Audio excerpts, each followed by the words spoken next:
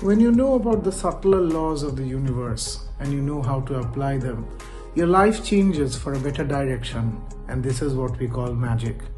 Welcome to my channel, Spells and Samadhi. This is your host, the Indian Mage. Here we talk about altered states of consciousness, occult philosophies, and the mysteries of mind and magic.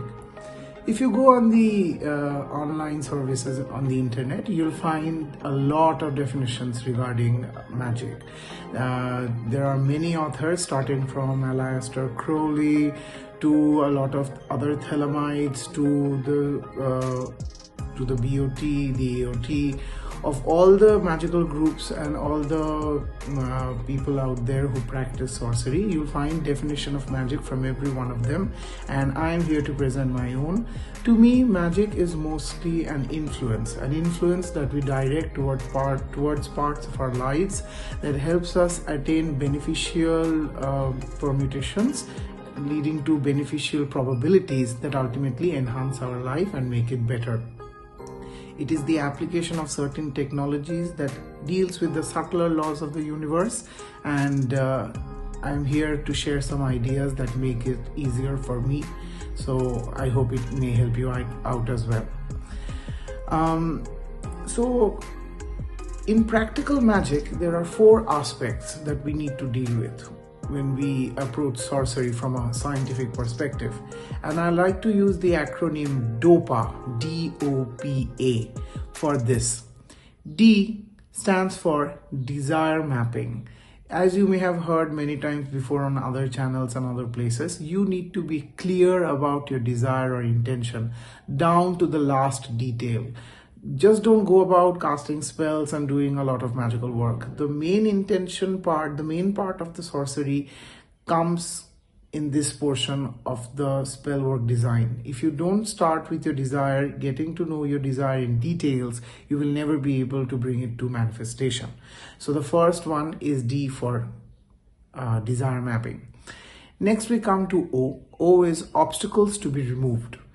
Your desire will be enmeshed in a lot of trauma like fear, resentment, grief, hatred.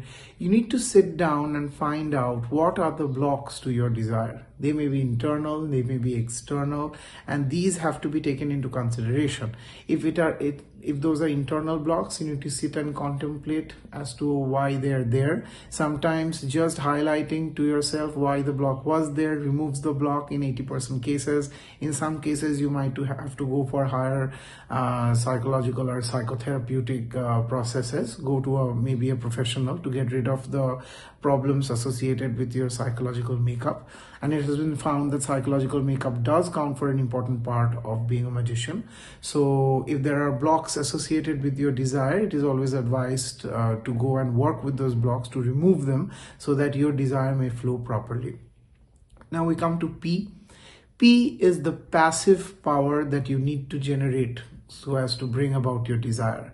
If desire is an idea which is charged with emotions, then the power that is required to shoot it out into the universe so that it manifests is the passive power that you need to generate slowly and steadily on a regular basis. There are many practitioners who might tell you that you do not need to have a regular practice and you can just cast spells whenever you're in the state of casting one.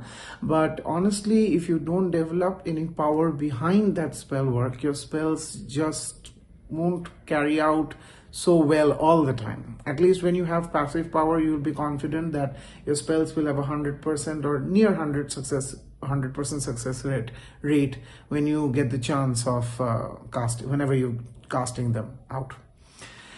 So passive power is usually generated by the most famous one, that is meditation, stillness of the mind. When you still your mind, all your nervous senses, all the sensations of the body become centered and they function in a singular line.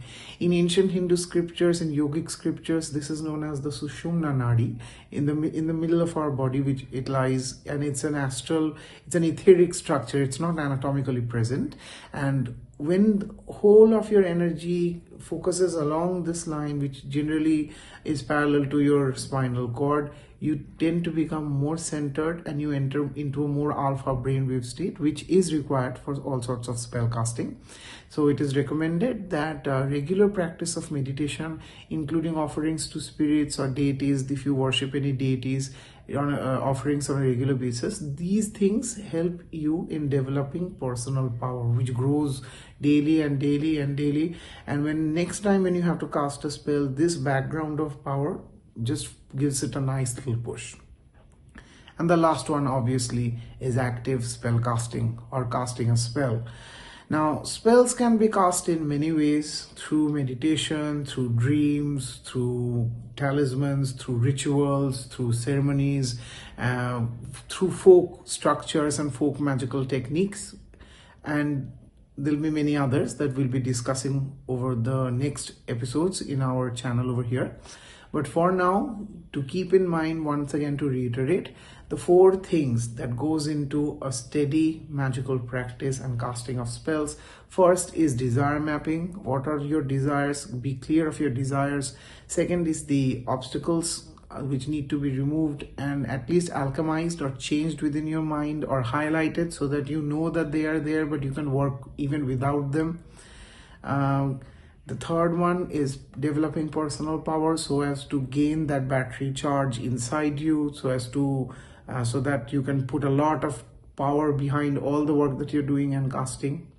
And the last is actively casting spells, knowing about spells, how to cast them, what to do, and how to carry them out later on. And all of this comes with your physical action in reality that truly manifests your desires out there. You have to put work into it. Spell work will just move the needle a bit, but if you don't move in the direction of the needle, the path will never progress. Thank you for joining me today. Hope to meet you again sometime soon.